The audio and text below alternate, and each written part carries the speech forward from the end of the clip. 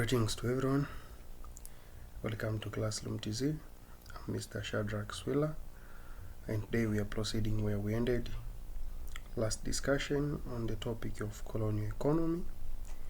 Last time we are discussing the last session. It was plantation agriculture as one of the form of agricultural sector adopted by colonialists during colonial economy. So last time we checked on the features of plantation agriculture, and we are proceeding on the other concepts about plantation agriculture. Remember, we are in the topic of colonial economy. Mainly we are discussing economic activities done by colonial masters in their colonies as to meet their demands of industrial capitalism. So we are proceeding, and we are starting factors for the adoption of plantation agriculture. This heading means that what were the reasons behind for them to adopt plantation agriculture, and this reason mainly relating to the geographical feature or the location of where plantation agriculture practiced. As we know, example case study where plantation agriculture practiced in East Africa, we have Tanganyika. So among of the factors we rate to the condition of Tanganyika, and why not in Uganda or not in Kenya, as in Kenya they done settler and Uganda they done peasant agriculture. So these are the reasons why they opted to do plantation agriculture, specific in those areas, not other kind of agriculture. The factor is availability of migrant laborers. Here mainly we mean the availability of manpower. So to rating that in all areas where they done plantation agriculture, they are reassured that they are going to get migrant laborers or enough manpower for the activities, and this is rating the population. So it means that in the areas like high population, and that lead to some of people to become migrant laborers. So they got assurance of enough laborers, as plantation agriculture, it is large scale agriculture, labor intensive form of agriculture. Weak centralized state. Here I mean that in those areas where there are strong centralized state, it was difficult to break down those centralized state and apply new form for economic activities. We can take example in Uganda. They found the Buganda kingdom. It was well centralized kingdom. They used Uganda. Remember the methods used to introduce colonial economy. It was preservation. Some of cases they preserved its political status or political situations they found the colonies. So whenever they found the strong centralized state, and after assessing that centralized state can pay back the interest, they maintain that centralized state. In the place where they found there is weak centralized state and it's difficult to mobilize people to settle down in their one interest, they applied their own mechanism. That's why they found it is better to have plantation agriculture, because in that area it is difficult to have centralized state or to centralize the citizens and they act the way they want. So they found areas so scattered, there's no clear political system, so it was easy for them to penetrate and establish plantation agriculture. Large and fertile land, that is very open, because large scale agriculture, actually it is rated in the land. We cannot apply large scale agriculture in a place where there is no enough land, and again the land should be fertile land. So because example in Tanganyika we had vast land and it was fertile land, that was applied the plantation agriculture. Vulnerable climatic condition for the white settlements. Remember the meaning of plantation agriculture. Plantation agriculture is a large scale agriculture whereby the owner is a European but is not staying at that colony or that field. What they are doing, they are appointing some of Africans, those called the estate manager, to control the place. Why they are not settling in Africa, or why they are not settling in the field? Some of the reason why they are not settling is because of climatic condition. Some of the areas it was difficult for them to settle because of the climatic conditions, and mainly the rise of tropical diseases. So because it was difficult for them to settle, that should not be the reason for them not to done their agriculture. So they practiced another kind of agriculture, that's large scale agriculture, and they are not in control directly. They have someone in control on behalf. And because there was someone controlling behalf in large scale agriculture, that was called the plantation agriculture. So this point, it is why we don't see white in the field. Whenever we see white in the field and it's large scale, that's called the settler agriculture. But when we see it is a large scale, it's owned by Europeans, and there's no white controlling that farm, but there is Africa control on behalf, that is called the plantation agriculture. Why they are not settling in the colony or in the field? Because of climate condition is not favoring to them. Areas with connected infrastructure. Also, it was necessary to have the area connected with infrastructure for the transportation of two things: raw material from the field and bring back manufactured goods to the field. Remember the feature of colonial economy, import-export oriented. It's so difficult to accomplish import-export oriented without having infrastructure. So in the case of plantation agriculture, big project like this, it is important to have infrastructure that will transport a lot of things: laborers, those pesticides, raw materials, transporting manufactured goods, officers, and other issues. As long as we understand the importance of infrastructure or importance of transportation in economic activities. Those were the reasons why plantation agriculture. Coming to the next slide is effect of plantation agriculture. What were the results of plantation agriculture? We are going to rush here because are very simple concepts. What happened after plantation agriculture? Land alienation. This is obvious because they done a plantation in large scale and they came in Africa without land, so they done land alienation in order to get area for the plantation. In that way, most of Africans lost their land. Example in Zimbabwe, even here in Tanganyika, we lost land and the land given to the Germans or colonial masters. Famine and hunger, it is rating the number one. If Africans lost land, where are they going to plant or to farm their food crops? That is one. Number two, famine and hunger occurred because in large scale agriculture, mainly we planted the cash crops. And as we know, we cannot consume cash crops as a food crops. So because there is a high level of production of cash crops, they never cared about the division of land or areas where they can maintain at least the food crops. They found in some colonies they got scarcity of food or food insecurity because they are producing high cash crops instead of food crops. Development of infrastructure, as we check the factors, reasons for the adoption of plantation agriculture, it was availability of infrastructure.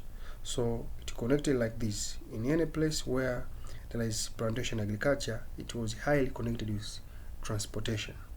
For example, in Tanganyika, we had the Tanga and the Morogoro, they are many producers of sisal. And you can prove all those areas were well connected with good infrastructure, especially railway and train, for the transportation of all cases relating to the plantation agriculture, and vice versa. Those areas where there are no plantation agriculture or large scale production, they were back in the development of infrastructure because they were termed as non-productive areas. Intensification of migrant laborers. Here I mean that there are high demands or high need of migrant laborers. So laborers were needed enoughly, so they intensified struggle for the finding migrant laborers from different regions in order to get laborers for their project in farming. The industrialization of Africa industries, that was very easy. They industrialized Africa industries because they don't want competition and also don't want to use raw material produced in Africa for the African industries.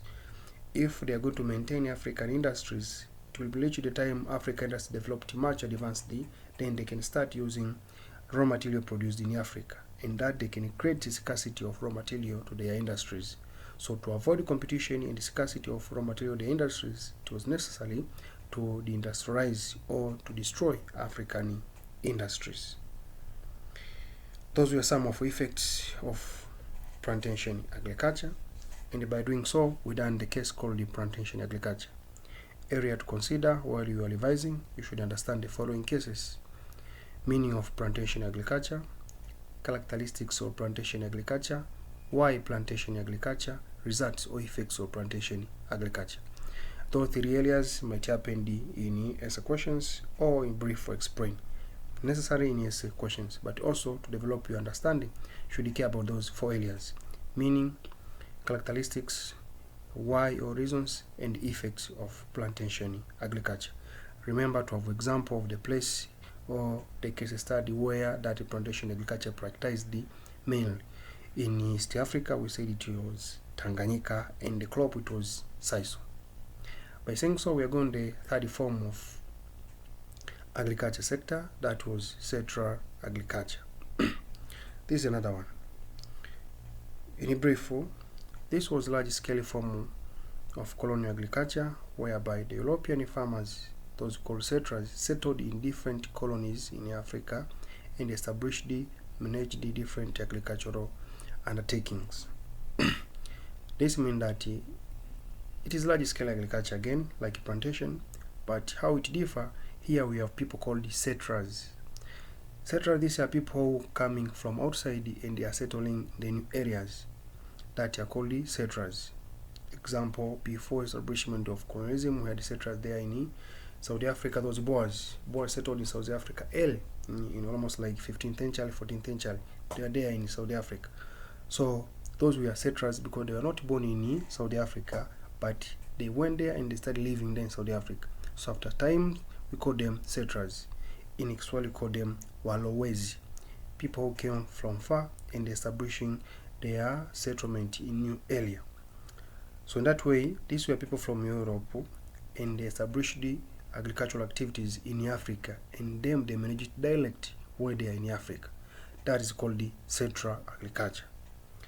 Settlers' farms were owned by individual whites, and this form of agriculture was very dominant in the colonies of Kenya, Southern Rhodesia, now Zimbabwe, Namibia, and Mozambique, as well as Angola. So nearby country, it is Kenya, and also about Zimbabwe. We know the case of Zimbabwe, especially during Robert Mugabe session. He tried to bring back the land from white settlers to Africans. So in East Africa, we have these three countries mainly: Uganda, Tanganyika, and Kenya, respectively. Uganda under peasant agriculture, Tanganyika under plantation agriculture, and Kenya under central agriculture. So in our discussion, mainly we apply Kenya as the example. But other countries were Southern Rhodesia, Zimbabwe, it was central agriculture, Namibia, Mozambique, and Angola, they done central agriculture. So let's check features of central agriculture or characteristics of central agriculture. Number one, production of the for export. This is the first feature, meaning that all of production produced in Africa, it was intended to be exported in Europe, not in Africa. So come back again, the idea was to produce raw material and send back to Europe for the industries. It was capital intensive, meaning that it needed high or large capital to invest there because it was large scale. It needed machines, it needed large labor, and the other cases because it was large project. It was large scale farming system that happened in large scale areas, not in small areas. This is another difference with peasant agriculture. Peasant agriculture, we checked, it was small scale farming system, while here in Central it is referred as large scale farming system, meaning that it occupied a large area, so it needed a big area. That's why there in Kenya, they took that in Kenya Highlands, and sometimes they got into problems and conflict with the Africans because the Africans remained landless.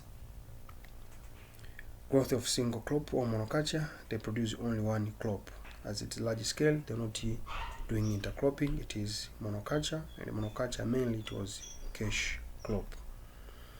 It was private ownership, it is owned by individual people, not a colonial government or Africans. It mainly owned by Europeans, those who settled in Africa. So it was private ownership, not owned or controlled by colonial government. Those were the features of settled agriculture. How did the colonial state favor the settled agriculture? We have this different heading here, comparing plantation, but here in settled we have some cases. There are some areas colonial government favored the settlers in their agricultural activities. And why do we have how to favor settlers and we don't have how to favor plantation? In settlers, the white were there in Africa, so somehow they should create a good relationship or close relationship to support those settlers who are living in Africa. So the following are the points explaining how colonial government show support positive steps toward the settlers. In the other language, we can do like this. Settlers were investors, and the colonial government, the government, that looking for the investors to produce profit. So in current 21st century, we have some countries which they are creating good environment for the investors to invest, like putting low tariff, putting low taxes, favoring any laborers. In other cases, infrastructures, security. Those are the environment created by government to ensure they are getting investors directly in their country. So even during that time, to make the concept easier to understand, we can assume settlers were investors and the colonial government were the government that tried to create a good environment for the investors. So the following were the conditions created or prepared by colonial government in order to create a good environment for those settlers, or in other language you can call them as investors. So what were the actions done by colonial government? Number one, building of infrastructure. They provided different infrastructure. Example, we have Mombasa Nairobi Railway, built in 1892 to 1899, and extended to Nakuru Jinja in 1928. This is a proof that how colonial government favored the settlers. Why railway or why infrastructure? All of us, we understand the necessity of having infrastructure in economic activities, mainly for transportation of goods and raw material. And we should understand it was difficult for the individual settler or group of settlers to build infrastructure like railway, so they need support of colonial government. Introduction of Kipande system. This was registration ordinance, and it happened in Kenya. In Kenya, they got the system of having a ID card showing that where you are working, where you are coming from, your age, and the other particular informations. Why it was called the Kipande system? Because that informations were written in a small piece of wood, so Kenyans, they termed it Kipande system. Everyone who had Kipande system, he was safe, and those who don't have Kipande system, I mean that they don't have labor or they don't have job where they're working, so they were taken to the job. Kipande system introduced mainly to ensure their constant supply of laborers, mean that those who missed the Kipande or those who missed the ID were free people, meant they are jobless, so they're supposed to go and work.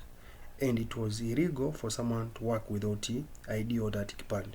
So Africans were forced indirectly to go find a job, because where you are getting job or the place where you're working, that's where you can get that ID. And those who don't have ID, they are taken to jail. So Africans were forced to find labor or to find jobs in order to be safe from hands of government. That was called the Kipande system. In that way, government cooperated with settlers, like you settlers, we are creating a law here that will force Africans to find a job, and you are going to get cheap laborers, because most of Africans will look for job instead of going to the jail. Provision of healthy system. This is constant. People cannot produce if they don't have good healthy status, and also for the intention of favoring those colonial, settlers, they're supposed to build a good healthy system that make those settlers feel safe while they are in Africa. Establishment of Landowners Acts. These acts were mainly for the taking land from Africans to Europeans, and also restricting Africans to own large piece of land and allowing settlers to own large piece of land. And that created land conflict in most areas where settler agriculture occurred. Example is Zimbabwe. They experienced land conflict. In Kenya, they experienced land conflict because of this Landowners Act. the act of officializing Africans, they are not allowed to own lands, and officializing Europeans, they're supposed to have land. Remember, the land we are talking here is the land in Africa, and there are people called the Africans, but Africans do have a natural right to own land. The land should be owned by Europeans. That is how colonial government favored the settlers. Provision of subsidies to settlers. Some areas, settlers were supported with agricultural equipment, like these subsidies, in order to reduce the cost of production. Example, they given maybe fertilizer in low price, some of equipment in low price, and the government cut the list of cost in order to reduce the cost of production in settler agriculture. These were some of how colonial government favored the settlers. Another one is settlers were given a monopoly power to fix prices. Because we are the ones who are producing, then they were allowed to arrange price for those crops they were producing in the market. Provision of compensation to the farmers. This was just like insurance. When they lost or when they got beyond of the expectation, colonial government compensated them in order to make a continuation of production in the colony. In that way, they never got loss in their production. Those were the ways how colonial government favored the settlers in their colonies. Sector number 2 was mining sector. Here in the mining sector is actually relating to the process of getting what? Minerals. Let's check the background. This was another sector established by colonial government in Africa for the purpose of exploiting African minerals. It gained momentum after mineral revolution in South Africa, as diamond discovered in Kimberley that year and gold in Witwatersrand land in 1886. All of us, we know what is mining. Currently, the same meaning you know about mining current, the same meaning about mining in the previous. What will change it is maybe the way we are mining current is more advanced comparing previous because of technology, but it's still mining, the process of extracting minerals from underground or from the ore to get those pure minerals. And it said it was mainly developed or gained momentum after discovering of this diamond and gold in South Africa, and that is happened after Boer trick. I'm sure you learned it in Form 2 in the topic of Africa and the external world. Because of Boer trick, among the effect of Boer trick is mineral revolution. That was discovering of minerals in South Africa. Those Boers discovered minerals in those Boers republic. So after discovering of minerals, most of Europeans rushed to Africa to seek for the minerals. Then features of mining sectors, we have some few features, but most of features are relating to the other sectors because all these activities were monopolized by Europeans. It mainly used the migrant laborers. So why migrant laborers? Because in the area, most of the area where they discovered the minerals, they suffered or they lacked the labor. So it was necessary to have laborers from outside or from far, and those laborers were called migrant laborers. People migrated from far and they are going to work to another place. Mines were owned by Europeans. All those holes, all those sites where they discovered the minerals were in the hands of Europeans. So you can check most of the resources we're discussing in this topic discovered or were in Africa but were owned by Europeans. Somewhere there far we are going to discuss how colonialism cut down the process of development in Africa. These are some of evidence how colonialism bring back the development of African continent. Someone can say you are these ones but you never developed. Remember, development the process, not one night process or event. Poor working environment for African laborers. There is one author in South Africa wrote a book called The Mine Boy. In that book, he was trying to explain how far Africans were exported or were living in a vulnerable environment where they are working. Most of Africans, given poor working environment, were not considered as humans. What Europeans cared it is production of their minerals. Poor accommodation environment for the African laborers. the place where they were sleeping, the place where they were living were not enough, or were not in standard way like humans are living here. In short, it's exploited Africans enough. Low wages, poor working environment, poor accommodations, and also the resources, the minerals were under the hands of Europeans. These were the features of mining sectors. I try to put it brief because for the experience, most of time in exams we should understand our education is exam oriented, so we are putting more effort on the areas where questions asked mainly. So in agriculture we discussed intensively because even after independence, agriculture is still the backbone of our economy, and everywhere we go is agriculture. So that's why even in exams most of the time they ask about agriculture. Very rare, I'm not saying they are not asking, but in very low time they're asking about mining sectors and the other some of sectors, but mainly it is agriculture, and some of them other sectors we're going to discuss like labor and the infrastructure. So another it is colonial infrastructure. This is number 3 sector, or the third sector. Here in colonial infrastructure, it is referred to transport and the communication. Transport and communication. If you are through there in civics, the topic called the social and economic development, you are discussing some of social services provided by government. Among of the social services provided by government, it is infrastructure. That infrastructure means transport and communication. So should associate the ideas. If you learned it in civics, the same meaning of transport and communication, that also applied here. But what is differ here in history, the infrastructure discussing are those infrastructure built during colonial era and built by colonial government, and while there in civics you are learning some of services built by the independent government, although some of them we inherited from colonialism or colonialist.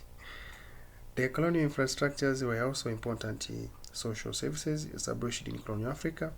This colonial infrastructure were roads, railways, ports, harbour, airports.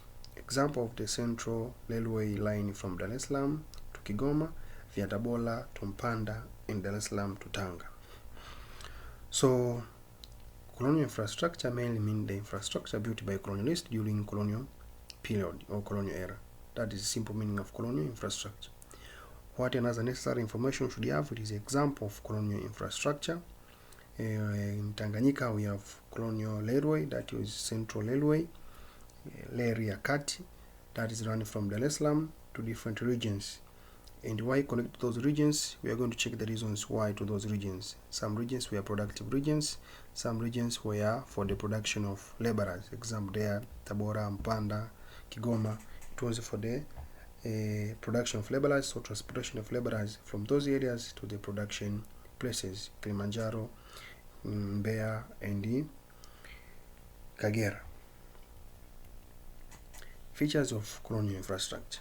It is very necessary to discuss features or characteristics of every sector. It was import and export functions, so it was established to import goods from Europe to interior and export raw material from production area to Europe. Among of the concepts we discussed in every segment, it is import export, import export. So I'm sure up now you understood well what the meaning of import export function. To transport colonial administrator, remember we're talking about transportation or those infrastructure. So it was done to ensure effective administration of the colony. So example from Dar es Salaam, where there was a headquarter or the capital city, to different areas, and also why from Dar es Salaam, because it's the port of Indian Ocean from Europe to Dar es Salaam, from Dar es Salaam to the interior.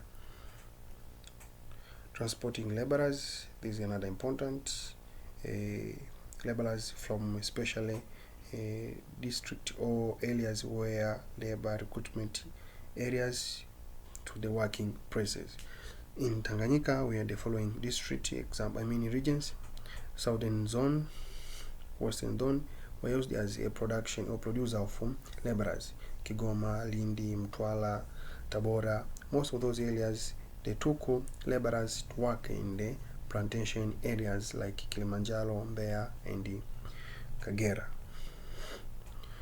Transporting military personnel, especially to suppress resistance in different areas.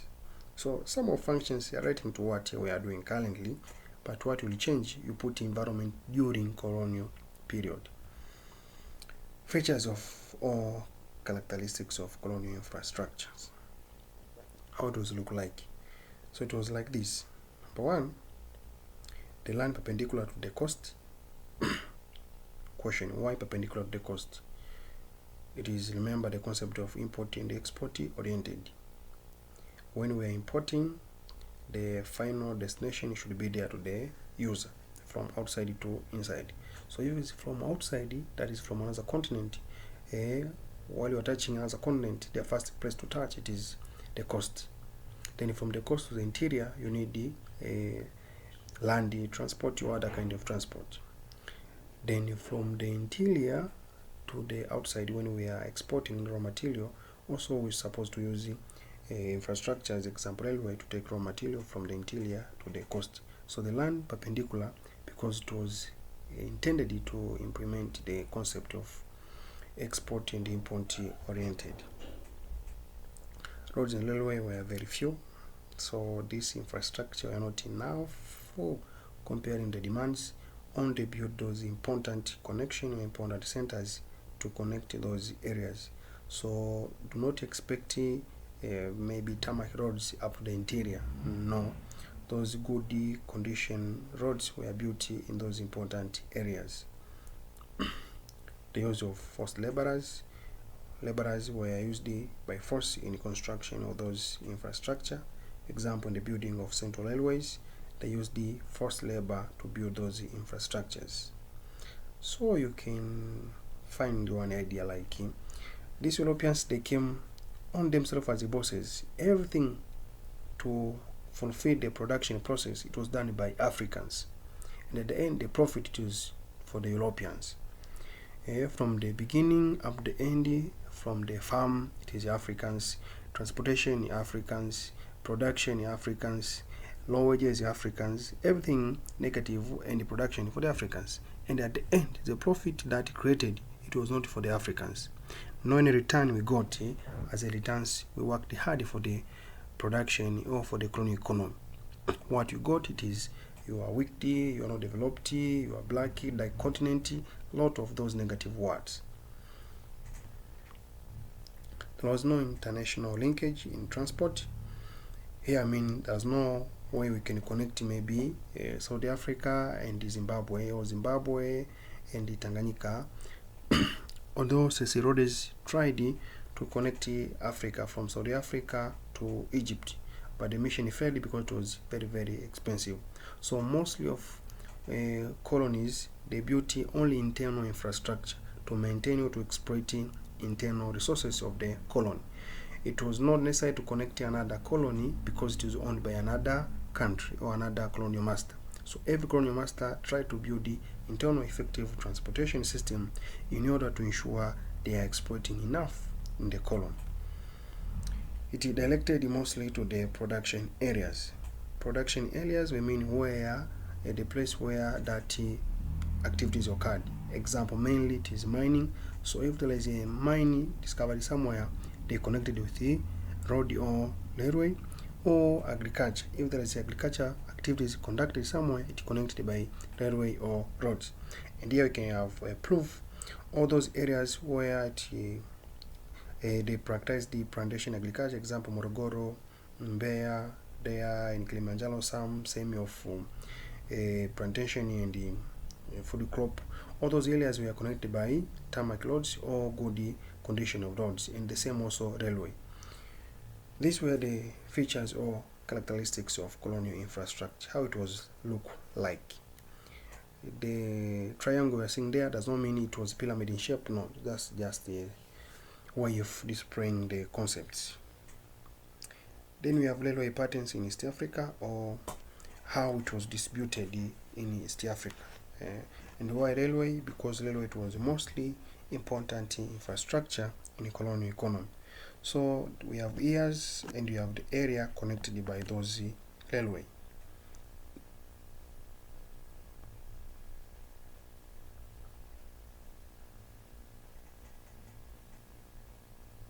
Thank you. Why colonial infrastructure run perpendicular to the coast? Why to the coast? Here we have some of few reasons why to the coast. To enhance exportation of raw materials, as we said, export and import oriented. To ensure effective importation of manufactured goods from external deport to interior. Transportation of migrant laborers from the working place, from their hometown to the working place. To open landlocked colonies. Some areas, they were, some of colonies, example Uganda. And remember, Uganda was under British, so Kenya and Uganda, it was nearby. Then Uganda, it was landlocked, so that's why they built railway that land from Uganda to Kenya and Kenya to Uganda to open that landlocked country of Uganda. And why this was possible? Because all these two colonies were under one colonial master. To transport colonial officers, as we discussed there before, those were the why it was run to perpendicular to the coast. Another sector is trade sector, and here we're going to discuss briefly. This sector was mainly dominated by Europeans' capital. Trade sector was established to emphasize raw materials production in the market of manufactured goods. Example of trading companies were United African Company, Africa and Eastern Trading Corporation, both under British. In East Africa was Smith, Mackenzie and Company Limited. In trade sector, as I said before, according to experience and nature of our exam-oriented country, very rare sometimes to find a trade sector. That's why also here we are trying to brief or to short it. Feature of trade sectors: import-export oriented, another the same concept, monopolized by Europeans. As we said, these were Europeans' business or colonial masters' business. Concentrated in town or in urban, you're going to find the trade in rural. Most of trade activities conducted in urban or centers. Existence of middlemen. These middlemen were those in between the buyer and the sellers. And the other sectors were industry sector and financial sectors. So up to now, we're done. Actually, part B, like part 8 was introduction of colonial economy, characteristics, method used to introduce. Those were concept in part A. Also, we can categorize part B, it is colonial sectors. So in colonial sectors, we have those up to number 6 colonial sectors. Important colonial sectors to put in your head and every day in green meaning ready ink, it is agriculture and the infrastructure. Agriculture and infrastructure are very, very important. Most of papers, most of exams, they have to ask you those areas. But I'm not saying do not put your effort in other sectors. Also, sometimes you may see it, but try to open your eyes in those important two sectors. Another concept that is a last concept in colonial economy, it is called the colonial labor. Very, very important. You cannot discuss production or economic activities without laborers. So let's check how laborers conducted during colonial economy. Colonial labor, this referred the manpower recruited and distributed for the colonial projects. So these were laborers produced for the colonial projects. That's why it's called the colonial laborers. Laborers were needed for different colonial projects like construction of infrastructure, production in agricultural sectors such as plantation, etc. Sometimes government officers and in mines. All those were the areas laborers were needed. So in short, in all those sectors where we discussed, we checked how far they were need of labor. So that's why it was necessary to discuss labor sector or labor category. Types of colonial laborers. Here in types of colonial laborers, we have number 1 is forced labor. And the forced labor had 2 forms: direct forced labor and indirect forced labor. Forced labor means that you are doing without your will. You must do it either you like or not. You must do it.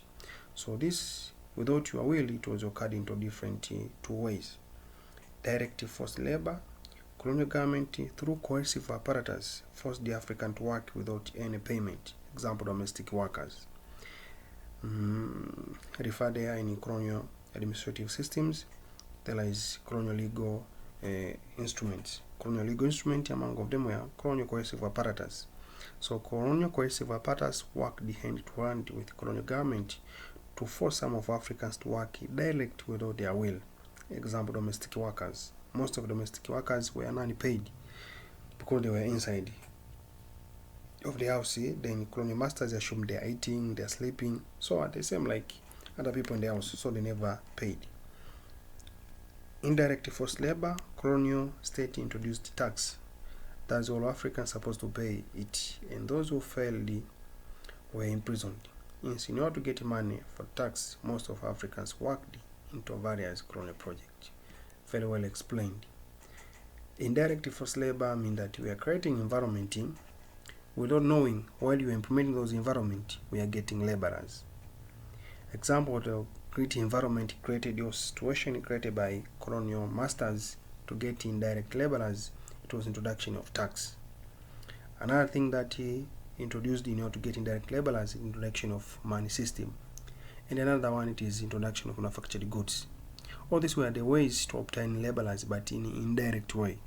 Example, they said you're supposed to pay tax. Tax should be paid in money, not in goods like previous barter trade system. That way they introduced the money system. They knew that the people will work hard to find the money. So where they're going to find the money, these people, they're supposed to find the money in the place where we have our projects. Example, people are supposed to go and work in the farm in order to get money and then pay tax. So those people who own the farms, they know we are going to get people because the government introduced tax. People should not roam in the street without having money for payment of tax. An example of tax, the troublesome tax, it was head tax. Africans pay tax for their heads. It sounded ridiculous, but it happened. And also after independence, you can imagine some of African countries inherited those kind of taxes. People, they are paid tax for their head. You can imagine people, they are paid tax for their huts, for their houses. And even up to today, we are paying tax for the houses we owned, authorities and on our lands. Other tax that was ridiculous is the matiti tax. Head, it was for the men. Those men above 18 years old, they're supposed to pay tax because they own head. And the matiti tax for the female. So most of students, while I'm in the class, they have to ask like, so sir, how amount of that tax they paid? How they said you're supposed to pay this amount? Another one, they check the size of the head, or they check the size of matiti in order to plan how much you're supposed to pay. So if you are big head, you are going to pay a lot of tax, and if you have smaller head, you are going to pay a lot of tax. So it's not like that. All of people pay the same taxes. Number 2, it is contract laborers, another type of laborers. In this system, Africans provided laborers under specific law and specific time. To achieve it, colonial government established the recruitment agents to recruit laborers from different areas. Example, recruitment agent in Tanganyika, it was Saiso Labor Bureau, SLAB. It was established in 1944. Contract laborers, these were at least somehow standard laborers. They were working under given agreement, and most of them, they came from recruitment agents. Recruitment agents, these were the agents working to collect laborers from different areas and give them instruction to the rating activity they're going to work and going to sell them to the activities. That were contract laborers. Example of recruitment agents, those Silabu in 1944 in Tanganyika. Permanent wage labor. Here, the employer find laborers and pay them either monthly or weekly basis. Example, are teachers, drivers, and secretary. Literally, here we are talking about mental works. In mental works, those who went to school somehow to different levels, they were hired by colonial government and they are paid the wage or salary. And the last one is migrant labor. That was dominant and the biggest one. It was another type of colonial labor whereby laborers taken to work far from their home place Most of them were taken from labor recruitment regions like Iringa, Njombe, Mtwara, Kigoma, and Lindi, and they went to work in sisal plantation like in Morogoro and Tanga. What does it mean? We have two different regions here. Some regions were for the production of raw material, and some regions were for the production of laborers. Why not all regions for the production of raw material? Because of geographical and the climatic conditions. So those areas where it was difficult to establish large-scale agriculture, they said, how can we exploit these areas? Let's exploit these areas by taking their people and go and work to the production areas. So those people from Iringa, Njombe, Mtwara, Kigoma, and Lindi, they went to work in Morogoro and Tanga. In that way, they were migrant laborers while they are in Morogoro. So you may find people from Kigoma in Morogoro, the status of that person, you can say that is a migrant labor from Kigoma. Likewise, currently, there are some people are traveling from different places. Myself, I'm from Mbeya, but I'm working in Arusha, so maybe I'm a migrant laborers in Arusha. This is about types of laborers in colonial economy. Why colonialists preferred migrant laborers, not the other kind of laborers? Why migrant laborers? Migrant laborers because of the following. Number one, to ensure constant supply of labor. How they can ensure constant supply of labor? Because these migrant laborers survived or lived in the camp nearby the working place. We can take example like nowadays, some of sectors they used to build the houses for their laborers nearby the working place. Example, in education sector, government is insisting much to have houses nearby the school, house of teachers. Why? When teachers nearby the school, it can be available all the time.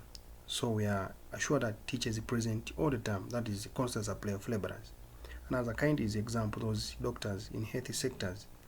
In every hospital, especially district hospital and the regional hospital, and sometimes referral hospital, some of workers are living nearby or inside the compound of hospital.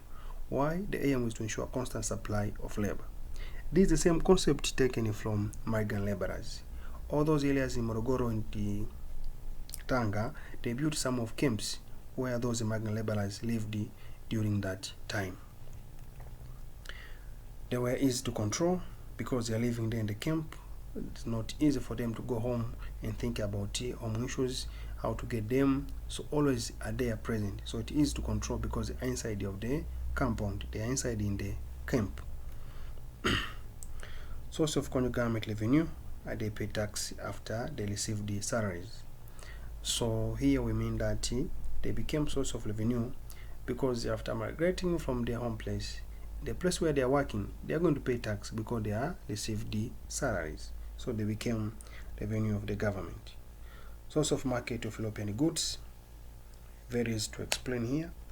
Let's assume someone is coming from Kigoma, Mr. Ndaishimi is coming from Kigoma. This is Mr. Ndaishimi, and is working in Morogoro. After being paid, if he is in need of shoes, he can't go and buy those shoes in Kigoma. He's going to buy shoes in Morogoro. If maybe he's in need with maybe clothes, he cannot travel, go back to buy those clothes in Kigoma and come back working in Morogoro. That is ridiculous, impossible. So how it was happened, after being paid, they are going to buy those demands or their needs in the market surrounding those areas. So they became market of those new places. So market expanded or market increased because they got new customers, those migrant laborers. Facilitated efficient work as they stay away from family obligation. And that is to reducing and avoiding resistance. That is number 7, if I'm not mistaken. Number 6 there, it is efficient work because they are very far from home interference. You are living in the camp almost from 6 months up to 2 years. So those days you know nothing about what's going on at home. And remember, at that time we had not developed much to have those mobile phones as we have today. It was made only in of letter, and it was to those at least not developed one some of quality they can write letter. Most of them they failed even to write later because they never even went to school. So it was difficult to be connected with home affairs. In that way, all of their ideas, all of their effort, they put in the work. So they provide the efficient work or successful work because they are very far from what's going on home. And number 7, the last one here, it was done purposely to avoid the resistance. How to avoid the resistance? It was difficult for the migrant labor to resist it because most of them, they came from different regions. Remember, resistance is possible to happen if first people they united. That is number one. People should be united and cause resistance. So how come we can be united if we are coming from different regions? And remember that time Swahili language was not developed much to that extent. Most of us, or most of them, they were speaking vernacular language, mother tongue. So assume in one camp we have these people from Kigoma, those from Iringa, and maybe from Lindi or Mtwara, those Makonde. 3 different tribes. And all these 3 different tribes, they are not understanding each other. They are speaking different language. So someone can ask, how are they going to understand the instructions in the production? The instructions are very easy. We are talking about common interaction every time.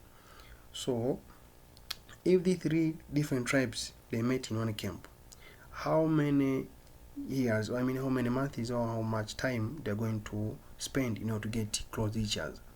The time they got close to each other, they understood each other, the time their contract ended, and they're going to spread to another places. So, and it can take almost like 6 months or 1 year to understand each other. The time we said now we understood each other, we are friends, we are united, we can take one action as a team. That's the time that the colonial masters said is the time for you to apart to go to other places. Why it took long for us to understand each other? Remember, we are coming from different places. And that's why we are saying it reduced what? Resistance. They were smart, eh? Those are the reasons why prefer the migrant laborers. And some of the reasons you may get into different documents or resources you may add there. But these ones are just like pilots to guide you on why migrant laborers and not other kind of laborers. Challenges of using migrant laborers. Difficult to find replacement once laborers returned home. That is very open. Example, you recruited someone for the coffee production, and after 1 year, 1.5 years, you take him away. It's so difficult to find another one who experienced at the previous one. So when you are taking new one, it's about to incur costs to prepare the current one to be the same like previous. So it was difficult to get replacement. Most of them were unskilled, so they cannot fit everywhere. Why unskilled? We're going to check colonial social service here. Colonial education was pyramid structure. As long as we are going other higher levels, most of Africans dropped. So it was education structured for the few people. In that way, very few people got skilled, and that what is a challenge to get skilled migrant laborers. It led to regional and uncertainty development. So there were no one line of development or equal level of development in those African regions. Example, those areas laborers taken remained less developed compared to the other part. If we took able people, very strong people from Iringa, from Kigoma, from Lindi, and they're going to work in Morogoro, Tanga, and Kilimanjaro. Actually, those areas where they're going to work, they're going to be developed, and the place where they came from is going to be left behind in development. And also we can associate even current. You can check. We have some of zone in our country. Some of areas developed much, some areas not developed much. This is the same rest during colonial period. We needed the status during colonial period, as those areas were developed during colonial era, they keep developing up to date. Maybe some of regions, example in Tanga, I don't know what happened. Tanga was among of the very developed area and the high level of industries. I don't know what happened after independence, but it created regional and certain development, different level of development. The areas where laborers came from remain dominant, no development because no one is working. And the place where they went to work developed much. Good example, you can check Kilimanjaro. Family separation. This is very open. People are taking it from their home place, they're going to work in another place, so they separated from their family. Spread of diseases, because they came from different places, we don't know their health status or their health background, and they're going to be mixed with different people. so it is to spread some of contaminated diseases. These were the challenges faced the colonial migrant laborers. Then, how colonial laborers obtained tactics used to get laborers. How laborers obtained. We discussed a lot about laborers, types of laborers, migrant laborers, and let's check how these people became laborers. What were the methods or tactics used by Europeans to ensure Africans are becoming their laborers? The following are the mechanism applied. 1. Changing of slaves to wage labor. Remember when they came here, at the beginning, where this slave situation, people were working without being paid. So to motivate them that you're supposed to go and work, they said, okay, we are cancelling this unpayment job. Now you're supposed to work where there is payment. So they changed those slaves to become wage laborers. And also discussed in Form 2 why abolition of slave trade. Among of the economist Adam Smith said it is easy to control, or it is cheap and profitable to control wage labor comparing when you are controlling slave. So slave is expensive comparing to wage labor. Why slave is expensive? When you have a slave, he's living under your compound, sleeping, eating, all accommodation, while wage labor is coming on maybe 4 hours or 6 hours, go back home. So you can see it is cheap for wage labor comparing slaves. So they turned the slaves to wage labor. Why to wage labor? At least those who were slaves, they can see like now we are going to be paid. It improved it motivated them to go and look for job. Forced labor. About forced labor, it's all about the use of coercive apparatus, the force of government. Example, there in Kenya, they used the different labor ordinance, the Kipande system. It was a kind of forced labor. Importation from foreign laborers. Example, Germany, East Africa, received the laborers from Chinese, Indonesia, and Java. So some of laborers came from outside, and this is especially those expertise.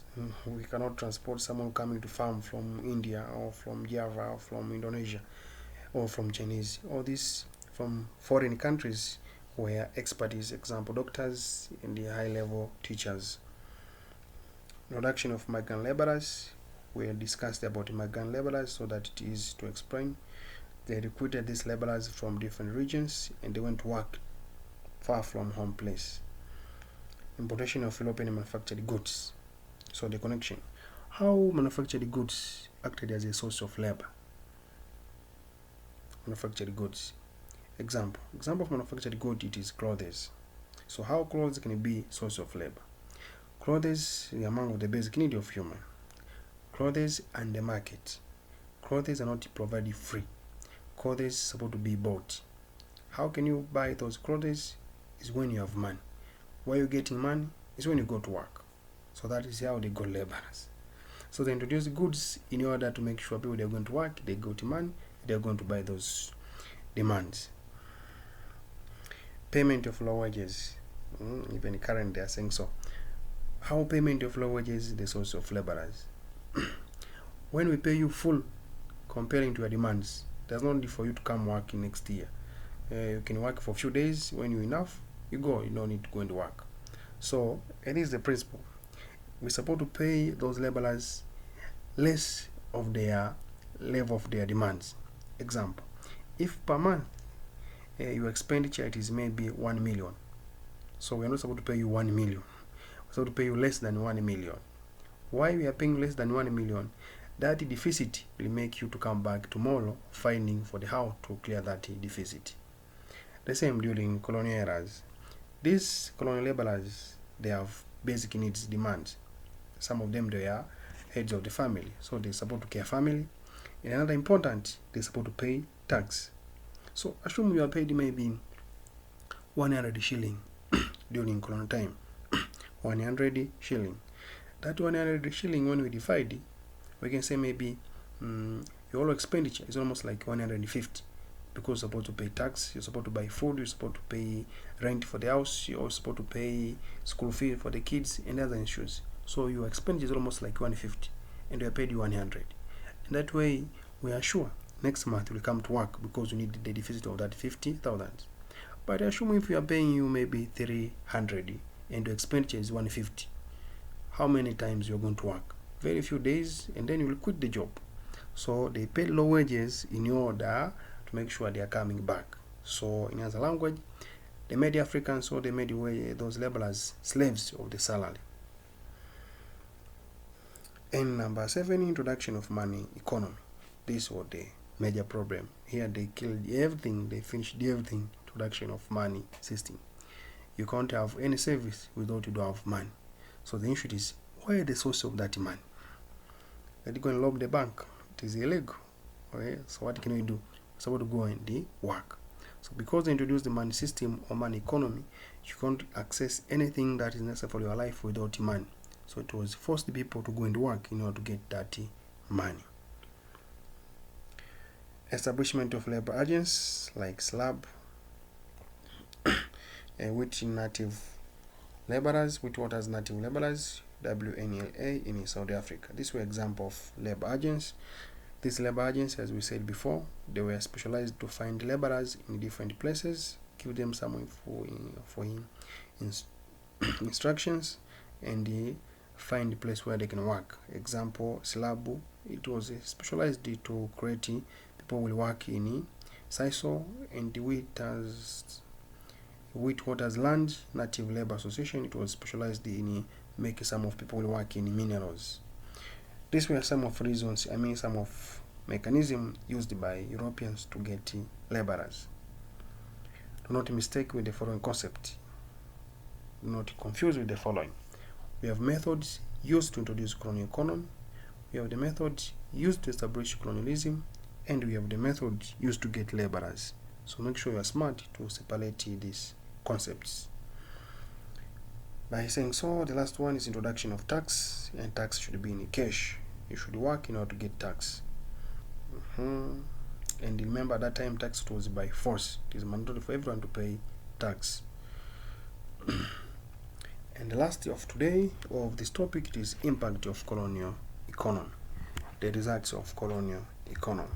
After all, we discussed all sectors, all activities, issue of laborers, infrastructure, agriculture, minerals, trade, industries. What were the impact to Africa? Integration of Africa economy to the capitalist economy. So Africa economy, it was connected to the capitalist economy because the Africans were producers of the raw materials. Dependent economy, they created the African to depend in Europeans' economy. And that's why they have this one, we produced what we never consumed, and we consumed that we never produced. That was a system created to make sure Africans are becoming dependent to Europeans. And the more they are becoming dependent, the more we give them conditions, and the more we are exploiting their resources. That's why there came this issue of colonial economy. Imbalance of region development, we check the issue of migrant laborers, the issue of productive areas, the issue of non-productive areas. Those areas where different colonial sectors established developed more than those areas where nothing established. Example in Tanzania, those days Tanganyika, but some places developed much because of the project established in those areas. Agricultural areas, agricultural regions, they were developed much comparing non-agricultural areas. Creation of different social services. These social services created in order to make sure or to ensure production is successful in 100%. So they built hospitals, infrastructures, and also they built schools. Rural to urban immigration, most of people moved to town due to the availability of good social services like sanitation, electricity, water service, and medical, and also job opportunities. Exploration of African resources. They exploited the African resources by taking most of the resources for their own development and not for our development. They done land alienation, they done cattle confiscation, they done forced labor, they done low wages, all those to make sure they're exploiting African resources. Thank you, my dear students. By saying so, we're done the third topic, that is colonial economy of Form 3. I'm your teacher, Shadrach Swila. Don't hesitate to contact me by using the number or to leave your comment there in my channel. I'll be happy to see your comment or your questions if you have any questions. And after finishing this, I'm planning to share with you different questions according to topics from national examinations. Thank you for listening. Ciao.